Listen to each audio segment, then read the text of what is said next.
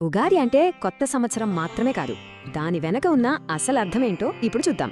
ఉగాది అంటే కొత్త ఆరంభాల పండుగ అనే విషయం మనందరికీ తెలిసిందే. కానీ దాని ప్రాముఖ్యత అంతకు మించి ఉంది. అయితే ఈ పండగ కరెక్ట్గా ఇదే రోజు ఎందుకు మొదలవుతుంది?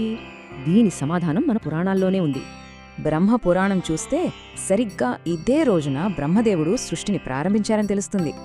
అంటే ఈ రోజుకు ముందు అంతా శూన్యం, కాలం మొదలైందే ఈ రోజు నుంచినే అర్థం.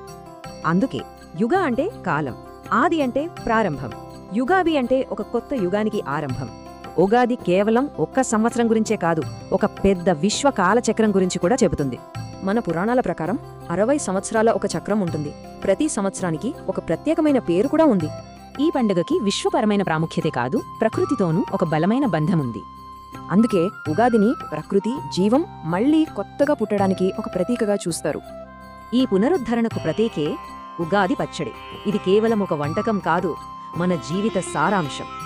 ఇందులో ఉండే 6 రుచులు మన జీవితంలోని 6 రకాల అనుభవాలను సూచిస్తాయన్నమాట. జీవితంలో తీపి మాత్రమే కాదు, అన్ని అనుభవాల్ని సమంగా స్వీకరించాలనేదే దీనిలోని ముఖ్య సందేశం. అంటే ఉగాది మనకు ముఖ్యంగా 3 గొప్ప సత్యాలను గుర్తు చేస్తుందన్నమాట. అవేంటో చూద్దాం. సృష్టి మొదలైన రోజు, విశ్వ కాలచక్రం, ప్రకృతి పునర్జన్మ, ఈ మూడింటినీ ఉగాది గుర్తుచేస్తుంది. మరి ప్రతి ఏటా కొత్తగా ప్రారంభమయ్యే ఈ అవకాశాన్ని మనం ఎలా సద్వినియోగం చేసుకోవాలి? ఈ కథలో అసలు రహస్యం తెలుసుకోవాలంటే క్రింద ఉన్న పార్ట్ 2 వీడియోను వెంటనే చూడండి. శివోహం.